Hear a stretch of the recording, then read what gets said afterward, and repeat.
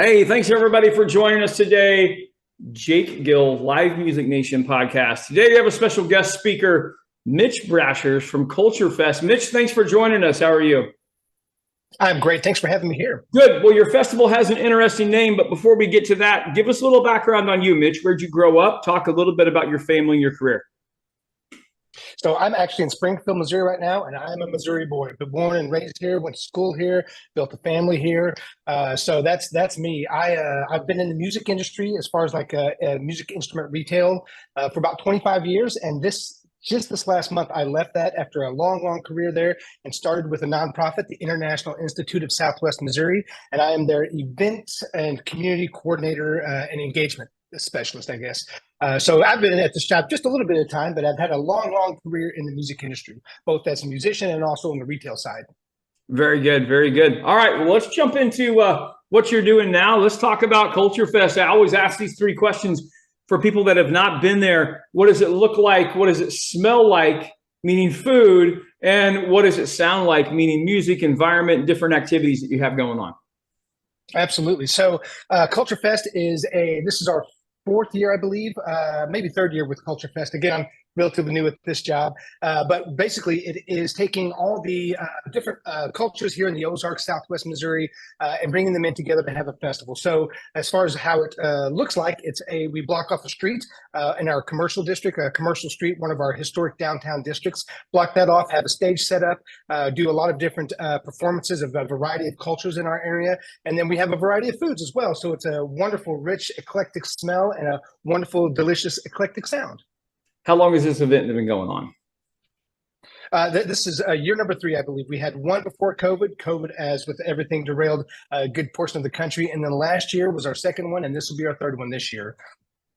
What's the focus? What's the goal of this event? So, really the goal of Culture Fest is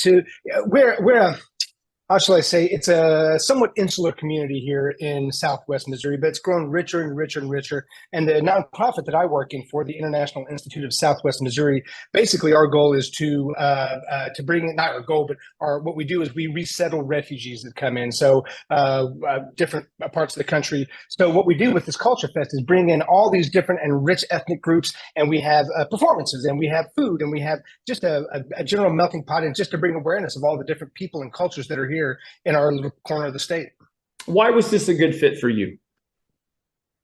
The Culture Fest, you mean, or well, is that what you're saying? Yeah, the position that you're in.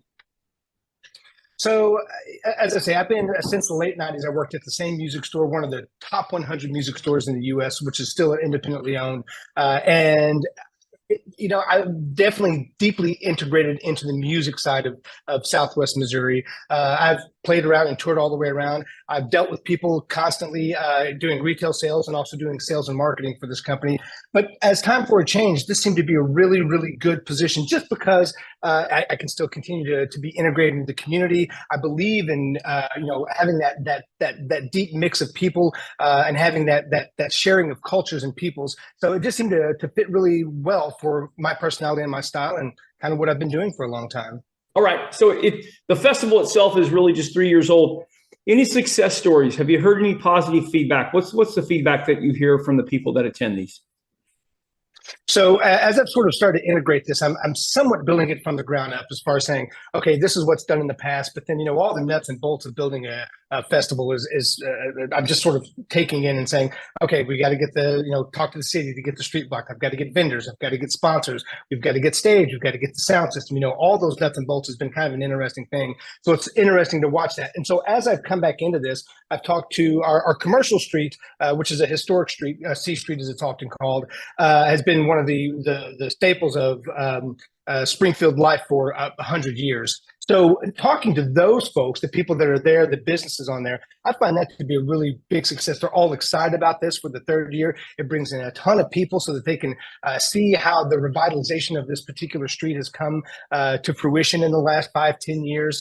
Just seeing the people excited about that, saying, oh yes, this was a wonderful event last year. We can't wait to have that again, to see all these different enrichments of cultures.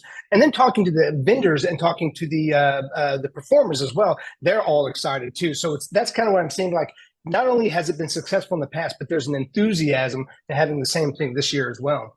How do you select your performers for your event? I cast a wide net. Performances can be 2 to 3 minutes. It can be a small thing, or it can be a half of an hour performance of traditional music or dance. So I just throw a wide net out there and then bring everybody into it. And, as we go from there, we'll start to put all the pieces together. Here's a 5 minute performance, followed by a 10 minute performance, followed by 30 minutes. So it's whoever wants to participate. Let's get you all put into this box of 10 a.m. to 4 p.m. is kind of the framework that we're working in with. So it's just a big net reaching out. We've got lots of resources because of the nature of our business, and so I can just throw a big net and see who wants to participate. Gotcha. What are some examples of entertainment you've had in the past? So we've had a variety. As I'm going back through, I'm sort of looking at previous performers. Sure. We've had a lot of dancing, traditional dances, a lot of traditional music. As I was talking to the sound system provider, I was saying, looking back into it, there were 4 different dance troupes, 2 different music troupes. One was 4 or 5 violins and violas playing traditional Swedish music. Oh, that was neat. And then there were Colombian dancers, and then there were singing of traditional folk songs. So it's just a really wide eclectic mix. That's perfect. That's perfect. All right. Couple of fun questions, Mitch. I always ask these 2 questions wherever we're going across the country because I like to survey and find out what people really think. So question number 1, best concert you've ever seen your entire life, Mitch, as a musician, as a fan, best concert you've ever been to. What would you say? Have to be the Paul Simon Graceland tour back in the '80s. I think that was my very first concert, and it was right after it was the Graceland tour, so it was a huge. He had his full band. The South African singers, Lady Smith Black Mambazo was there. It was just an unbelievable performance. Oh, that's awesome. That's awesome. Okay, dead or alive, you could bring one musical act to Southwest Missouri. Who would you bring? All right, so I probably shouldn't pick that duet from Deliverance with the dueling banjo. So that one's out. Let me think here. Any act at all.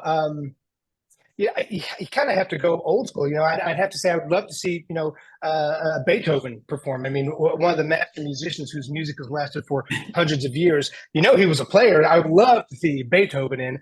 I guess the closest we have is Mozart in Bill and Ted's Excellent Adventure. I've never had in the years of doing this podcast, I've never had anyone say Beethoven. That is a first. Really? Yes, that is a first. That's fantastic. Okay, I've been a little selfish. I've been asking you a lot of questions. This is a segment of the show. You get to ask me a question. What would you ask me? Okay. I would ask you if you could put your super group together to play with and sing with, who would you have on guitar? Who would you have on bass? And who would you have on drums? Oh man. So I'm not a name guy when it comes to musicians, but I can tell you what I want on my stage. I want the best fiddle player. I want a solid steel player. I want a keys because keys you can do so much with keys. I've got a buddy that I played bass with for 4 or 5 years. I'd love to have Coco back with me. Guitar player. I like 2 different styles of guitar. I really like that good, clean telly sound, that country style here in the old days. But I love the heavy metal guitar sound. And just even the hard rock of somebody like like Axl Rose or anything along that line as you go through there. So backup singers, I don't really need backup singers. That would just get me in trouble with my wife. So I'd have to say my wife. My wife's got to be up there if she's going to be backup singer. That would be my ideal drummer. My son is my tour drummer, so I definitely want him to stage with me, and that would be on my list for the Grand Ole Opry. That's for sure. Nice. Can't go wrong with the Grand Ole Opry. No. Fantastic question. I appreciate that, Mitch. Mitch, tell us a little bit about what you're going to expand for the future. What are some of your hopes and dreams with Culture Fest for the future? So bigger and better. Our parent nonprofit is the International Institute of St. Louis, and they've been around for 100 years. This branch has been around for about a decade or so, and they do a huge festival every year that brings in 100,000 plus people. I would love to have it that sort of size, but although we're not quite the metropolis area that St. Louis is, but I mean just bigger and better. I would love to have instead of a 10 to 4, let's do a expand to 9 to 5. I'd love to have just a huge amount of more and more people coming, more and more people performing, and more vendors and more food. Like that was what I would love to have it. And we're actually expanding that. Last year was not, we didn't block off a road. This year we're blocking off the street.